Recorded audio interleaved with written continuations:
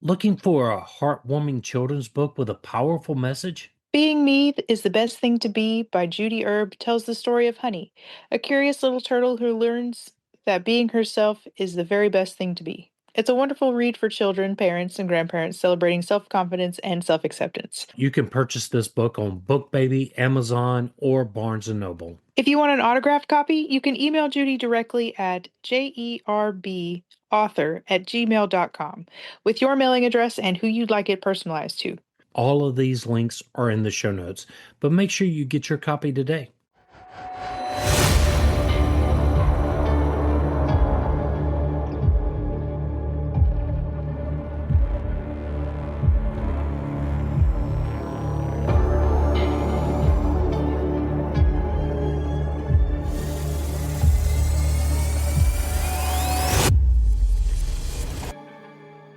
Welcome to the podcast. I'm William. And I'm Kat.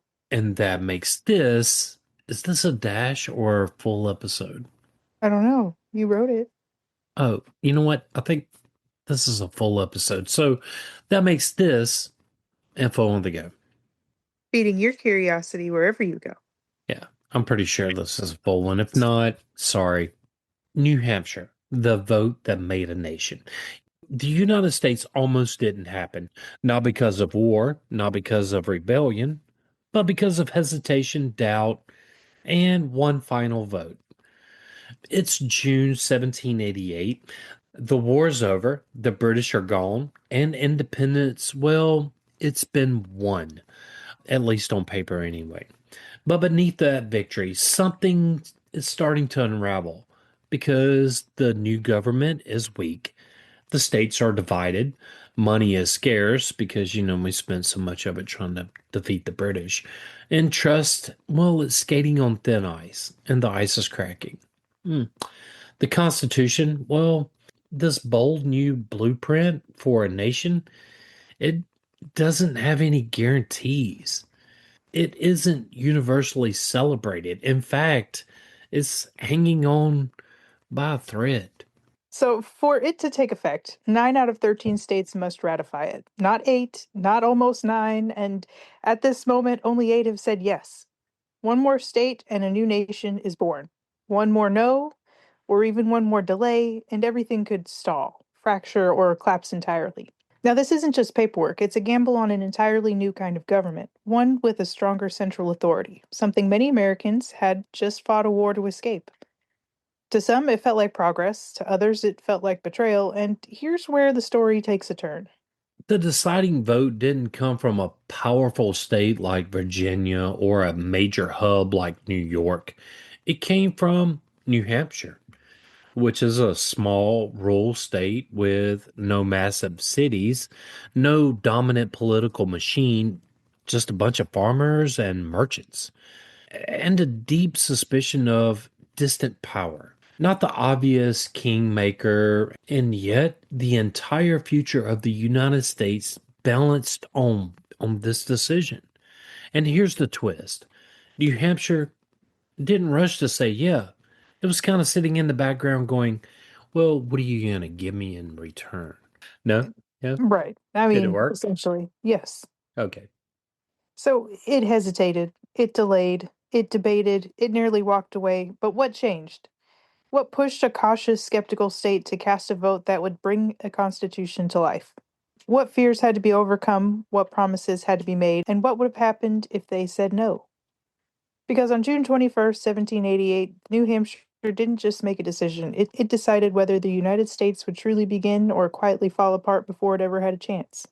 After the revolution, the nation is fragile. When the dust settled after the American Revolutionary War, the United States had won something extraordinary: independence from the most powerful empire in the world. But victory, it raised a new, uncomfortable question. What do we do now? The colonies had broken free from British rule, yet they hadn't fully figured out how to function as a single unified nation. What they had instead was a loose framework called the Articles of Confederation, and on paper, it looked like a government. In reality, it was more like a handshake agreement held together by hope. Hope and a prayer, you say? Yes, indeed. The central government was weak by design, internationally stripped of power because Americans feared replacing one distant authority with another. Well, it couldn't tax its citizens, which meant it couldn't reliably pay debts or fund its own operations. It couldn't regulate trade, leaving each state to make its own economic rules. And slowly, almost quietly, the states began acting less like parts of a nation and more like independent countries sharing the same little space there. The cracks started to show everywhere. War debts piled up like storm clouds with no rain in sight, and inflation surged, making money feel unstable and unpredictable. Trade disputes flared between states, each one protecting its own interests, sometimes at the expense of its neighbors. Instead of cooperation, there was competition, and instead of unity, there was fragmentation. So the revolution had united the colonies against, well, a common enemy, but without that external pressure, internal divisions began to take over.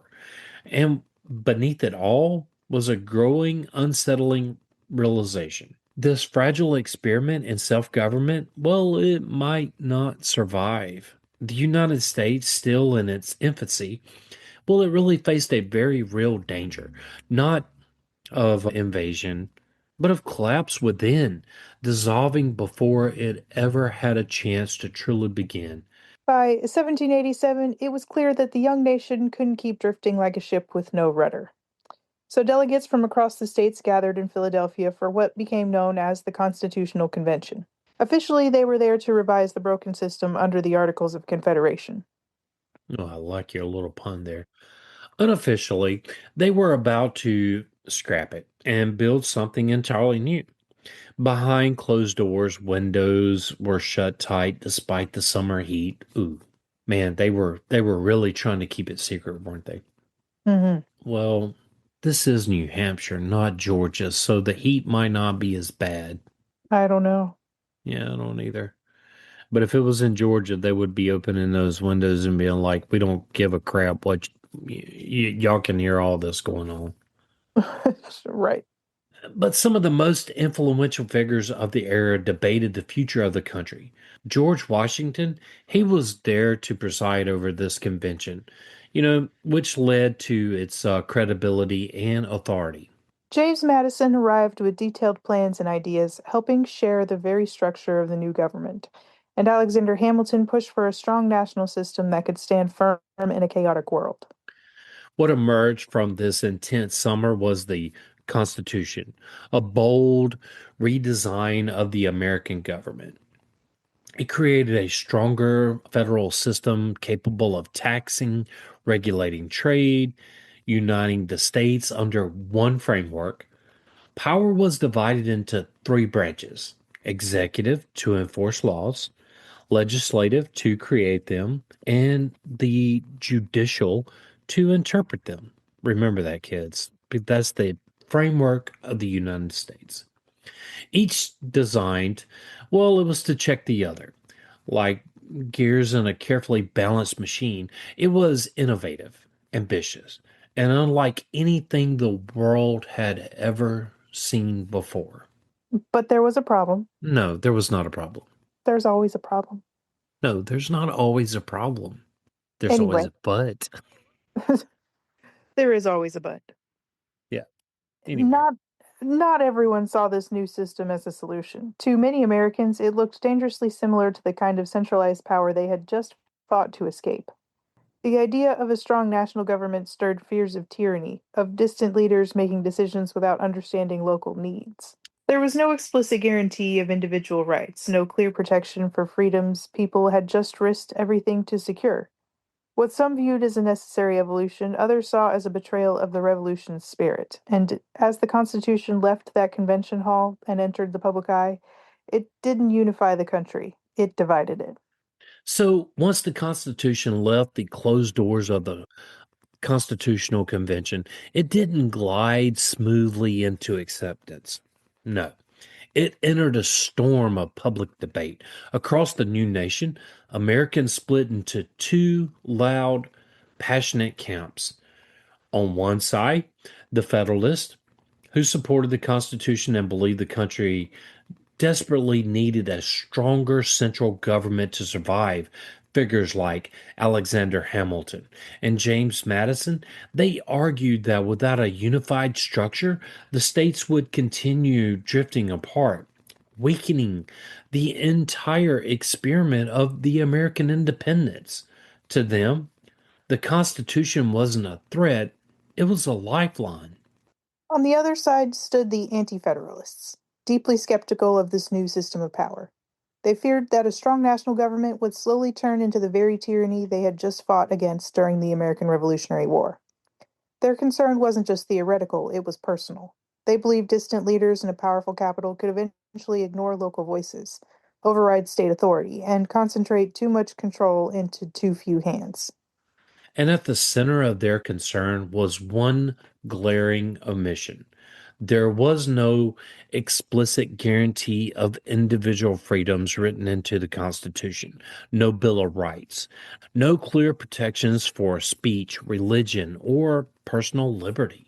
And this disagreement spilled far beyond political meetings and into everyday life. It became a full scale media battle. Pamphlets circulated through towns like sparks and dry grass.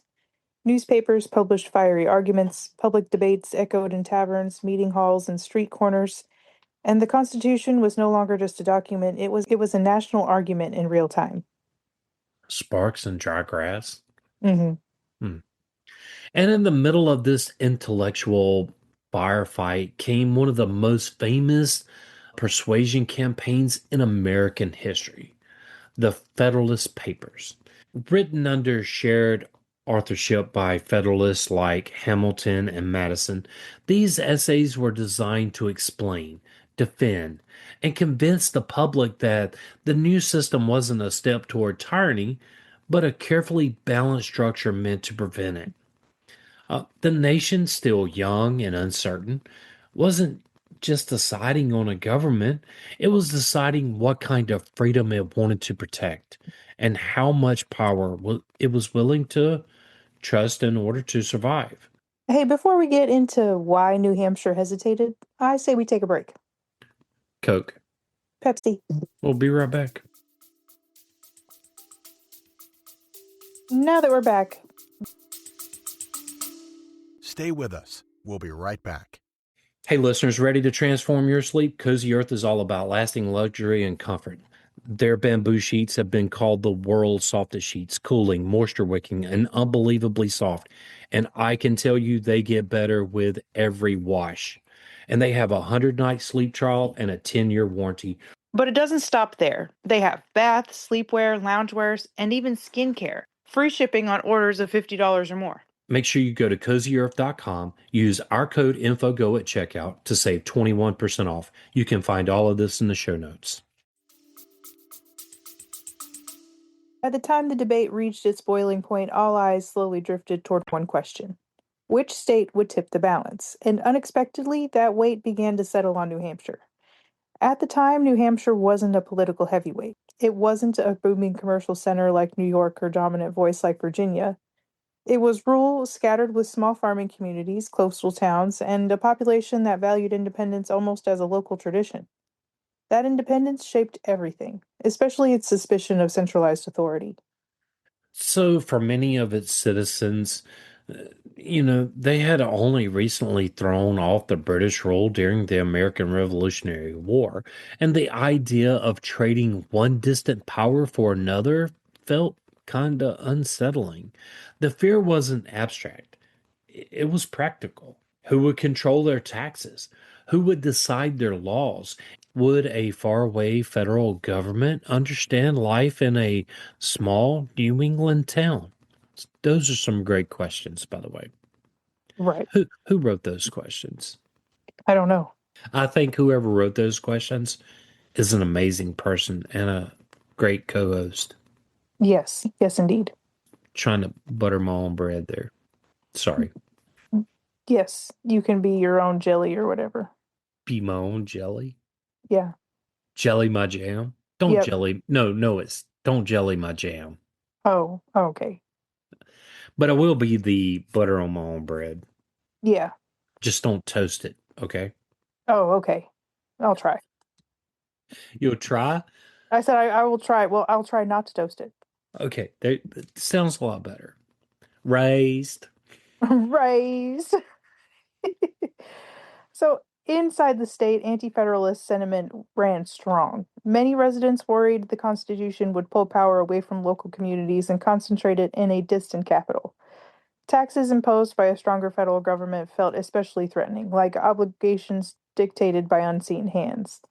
To them, liberty wasn't just independence from Britain, it was the ability of towns and states to govern themselves without interference. So when New Hampshire finally gathered its delegates for its first ratification convention in February of 1788, expectations they were high. This was supposed to be the moment of clarity, the decision that would move the nation forward. Instead, it became a moment of hesitation because the delegates they debated, argued, and ultimately did something unexpected. They refused to decide. No approval, no rejection, just delay. And that delay changed everything, because in a system that required 9 states to bring the Constitution to life, every pause mattered. New Hampshire's hesitation didn't just slow progress, it threatened to freeze it entirely.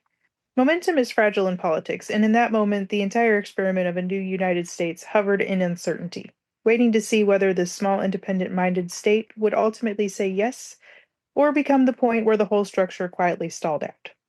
It's kind of like that note that you sent in class back when you was in what, first, second, or third grade, and be like, check yes, no, or maybe, and you never got the note back. Right. I mean, it wasn't even a yes, no, or maybe. You just never got it back.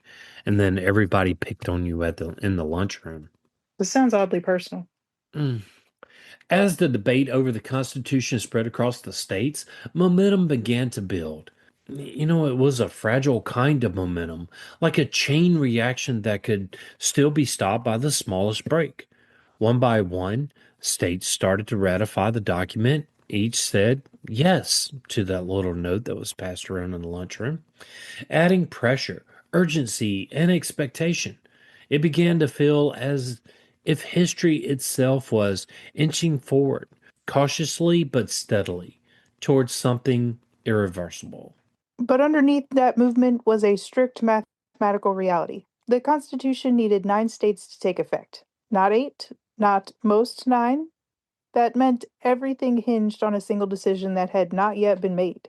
So, in other Without, words, it had to be yes, no, not maybe. right. And you had Okay. to get it back. Oh, dang. Yeah. So without that 9th state, the entire system remained just an idea on paper, discussed, debated, but not real. No functioning federal government, no new structure, just a nation still technically unfinished, hovering in political limbo. So, behind the scenes, that pressure was being felt everywhere. Federalists worked tirelessly to secure final support, knowing that persuasion now mattered more than, well, theory. One of the most effective tools is that effort was a growing promise, the addition of the Bill of Rights. For many hesitant delegates, especially those weary of centralized authority, this promise began to kind of shift that conversation. If the Constitution didn't protect individual freedoms, then amendments could be added to guarantee them. That possibility didn't erase all fears, but it kind of softened resistance just enough to keep the process alive. Meanwhile, influence was also coming from neighboring states. While Massachusetts ratified the Constitution, it did so with a hard fought compromise, signaling that even skeptical voices could be brought into agreement under the right conditions. That decision carried weight beyond its borders. If a large, influential state could accept the Constitution with reservations, then smaller or even more cautious states might be willing to follow. Slowly, the realization began to spread. This wasn't just another political debate, it was becoming a turning point. Each ratification was tightening the timeline and narrowing the options, and increasing the stakes for the remaining undecided states. At the center of it all, was a growing sense that one final decision, one last yes. Wait, what? Another yes, not a maybe? Yes. Right, no, a yes. It would not simply complete a checklist. It would determine whether the United States truly became a unified nation or remained a fragile collection of states held together by uncertainty. So by the time New Hampshire gathered for the second convention in the summer of 1788, the atmosphere, well, it had changed. This was no longer a theoretical debate about what kind of government might be best. It was a countdown. Every other state that had ratified the Constitution tightened the pressure, and every delay made the outcome feel more inevitable and more urgent. Delegates returned to the decision with sharper opinions, deeper convictions, and a growing awareness that whatever they decided here would not stay local. It would ripple outward into the entire future of the country. So, inside this room, the debate intensified. Federalists pushed forward to renewed determination, arguing that the Constitution was already proving itself as the only visible path toward stability. Anti Federalists, well, they pushed back just as firmly, still weary of handing too much authority to a central government that felt distant and untested. The tension wasn't abstract, it was personal, philosophical, and immediate. Every voice in the room carried the weight of a nation still deciding exactly what it wanted to become. And then came the turning point. To break the deadlock, Federalists leaned on what had slowly become the most powerful compromise in the entire ratification process, a formal promise that amendments would be added after ratification. These future protections, what would become the United States Bill of Rights, addressed the deepest fears of Anti Federalists. They wouldn't be ignored. Individual liberties would be written into the structure of the government itself. It wasn't just reassurance anymore, it was commitment. I get both sides of the story, and I really, really want to thank the Anti Federalists for holding out for the Bill of Rights. Same. Yeah. And you know what? That's a future episode. That shift changed the tone in the room. Hesitation gave way to reluctant argument, then to cautious support. When the vote finally came, it was close enough to feel uncertain until the very end, but decisive enough to move history forward. New Hampshire narrowly approved ratification. With that decision, New Hampshire became the ninth state to ratify the Constitution. And in that moment, everything changed. Because the requirement had been met, the threshold had been crossed. The Constitution was no longer a proposal or a draft or a hopeful framework, it was now active. A new government could officially begin forming under its structure. What had once been an experiment on paper suddenly became the foundation of a nation in motion. A fragile idea had just become a living system set into place by a single, narrow vote in a small New England state. I'll say before we get into what happened next, Coke. Pepsi. Okay, we'll be right back. So now that we're back, Stay with us. We'll be right back. ready to turn an ordinary day into an unforgettable adventure? Check out QR Hunter. It lets you create custom treasure hunts with reusable QR code tiles.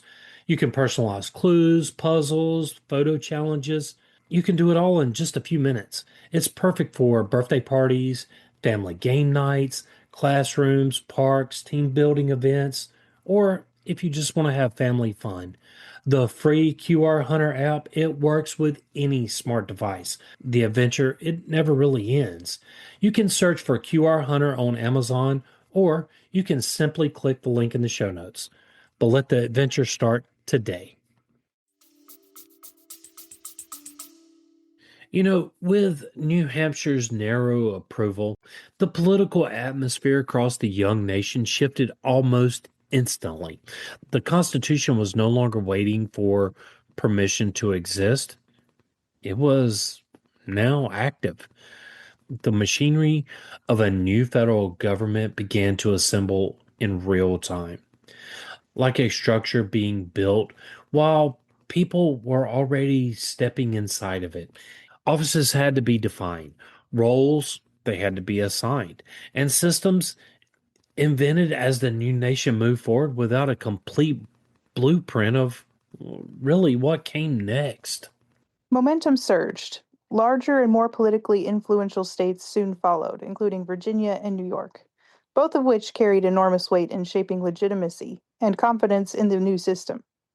Their ratification helped solidify what had once been uncertain. The Constitution wasn't just surviving, it was becoming the framework of the functioning country. And one of the most symbolic moments came shortly after, when George Washington was elected as the first president of the United States. His leadership gave the new government something it desperately needed in the early days: stability, trust, and a sense of continuity from, well, the revolution to nation building. It helped transform a fragile political experiment into something that felt real, unified, and enduring. George Washington was really not the first president, right? What? Yeah, I think we should debunk that in a dash of info. Okay. You really didn't know that? No, I really didn't know that. We had to have a president during the Revolutionary War, so it's debated if he was really the first president or not. But we'll keep going and we'll do that in a dash.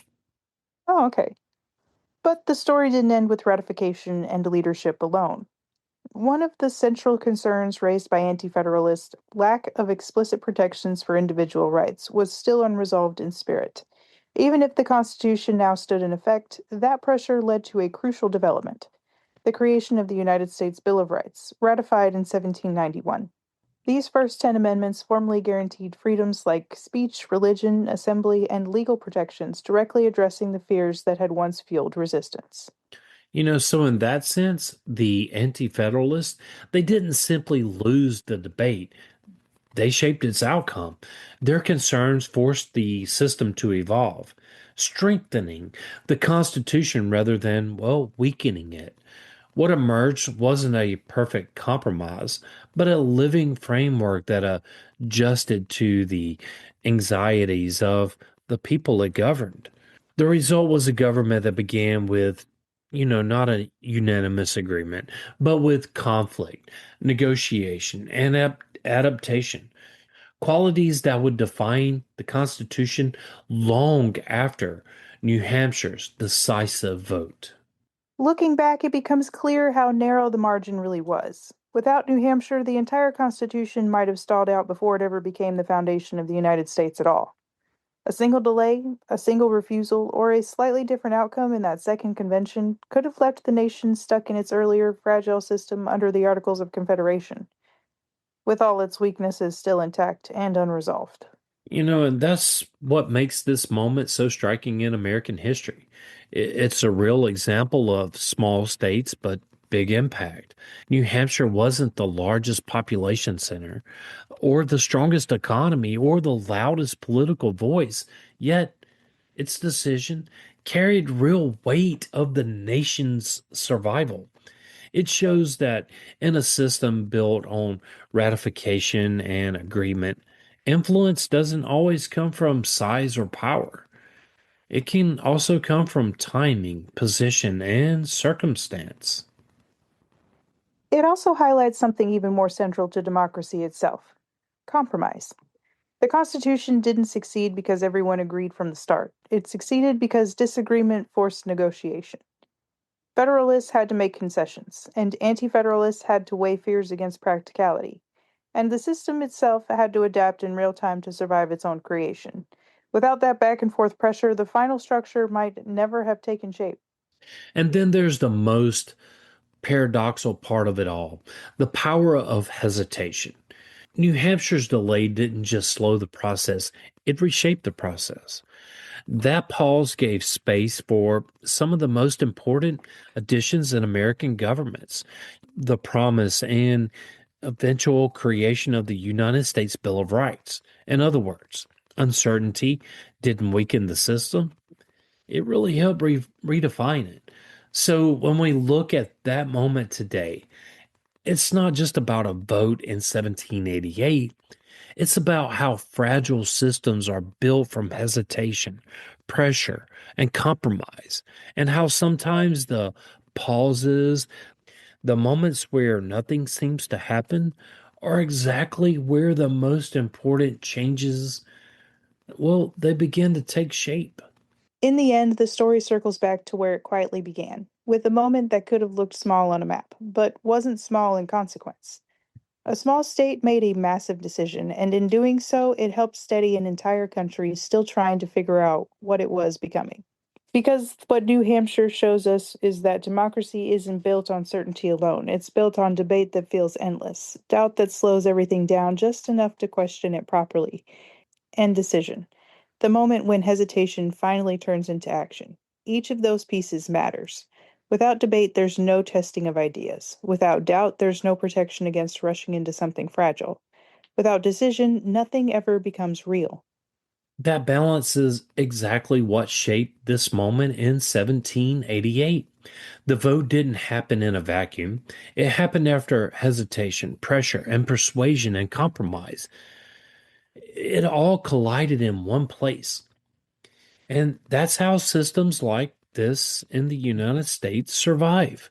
Not by being perfect, because it definitely is not perfect. It is always being tested. Agreed? Yes. So when the final decision came on June 21st, 1788, it wasn't just another procedural step. It was the moment a fragile idea crossed into reality. On June 21st, 1788, New Hampshire didn't just ratify a document, it helped create a nation. So here we go. Top five imports, electronics and computer equipment. This includes semiconductors, circuit boards, and computing hardware. These products support the state's electronics, manufacturing, and defense related industries. Number two is vehicles and auto parts. Cars, trucks, and vehicle replacement components are commonly imported for both consumer use and industrial supply chains. Industrial machinery, because factory equipment, tools, and construction machinery are imported to support manufacturing operations across the state of New Hampshire. Chemicals and pharmaceuticals. This category includes medical supplies, industrial chemicals, and medications used in healthcare and production. The top five import for New Hampshire: petroleum and energy products. Fuel and refined oil products are imported due to limited in state energy production. So now the top five exports are number one, aerospace and defense equipment. Includes navigation systems, avionics, and specialized military components tied to defense manufacturing. Number two, computer and electronic products. Circuit boards, semiconductors, and other high tech components make up a major share of its exports as well. Number three is industrial machinery and equipment. Manufactured tools, engines, and mechanical systems used in industrial applications. Optical and scientific instruments, medical devices, sensors, and precision measurement equipment are key exports, reflecting the state's advanced manufacturing sector. Number five are paper and wood products. Lumber, paper goods, and related forest based products remain part of the state's traditional export base. New Hampshire's trade economy is defined less by raw materials and more by specialized production. It imports energy, materials, and machinery, then exports high value, precision made goods. The overall pattern, well, it reflects a small but highly technical industrial economy with strong ties to electronics, defense, and engineering sectors. But as I like to do it, here are the top five agricultural products in New Hampshire. Number one is dairy products. Dairy is typically the single largest agricultural sector in the state. Milk production is the core output, supports cheese, butter, and other processed dairy goods, and strong presence in rural farming communities. Number two would be greenhouse, nursery, and floricultural products. This includes plants grown in controlled environments, flowers, ornamental plants, shrubs, and garden plants. one of the fastest growing ag categories in the state. Strong seasonal demand, especially in spring and summer. Number 3 is apples and other tree fruits. Apple orchards are a long-standing part of New Hampshire agriculture, as apples are the dominant fruit crop. Also includes limited production of peaches, pears, and berries, often tied to local farm tourism and cider production. And we know peaches are number one in California and back to Carolina, then to Georgia, which makes no sense because Georgia's the peach state and is third in production. But anyway, maple syrup, a signature product of the region. And we did a whole thing on maple syrup. Yes. Yeah. New Hampshire, if there's somebody in New Hampshire that's producing maple syrup, hit us up with some of that fan mail. We'd love to talk to you. Yes. It's produced from sugar maple trees in late winter and early spring. New Hampshire is one of the leading maple syrup producers in the United States, often sold locally and regionally as a premium natural product. We would really love to talk to anybody in New Hampshire that makes maple syrup. Poultry and eggs, which includes chicken farming for meat and egg production. Import for both local consumption and regional supply, smaller scale compared to national poultry operations, but steady output, often combined with mixed use farms. Wasn't Georgia number one for poultry? I don't remember. I think it was, but agricultural, ag in New Hampshire is shaped by its geography, rocky soil, forest coverage, and colder climate. That means farming tends to focus less on large scale row crops and more on dairy, specialty products, and value added agricultural like maple syrup, which we all love, and nursery plants. I thought this one was very interesting. Thank you, New Hampshire, for the Bill of Rights. Right. Yeah, I mean, mic drop for New Hampshire. Indeed. If you would like to support this podcast, tell a friend and help get the word out. If you'd like to help us keep the show going, you can do so at Patreon. Our link is in the show notes. As always, Kat and I want to say thank you for listening. Whether you've been with us from day one or just tuning in, thank you. Yeah, and you know what? You can join the Facebook group at Info on the Go, Over there, you can get to know us. or you can just ask us a question or give us a show idea. Right. But whatever you do, follow us wherever you get this podcast. Send us some of that fan mail using the link in the show notes, but we would really love it if you would just leave us a review. It really helps others find us. But you can also email us directly at infoonthegopodcast@gmail.com.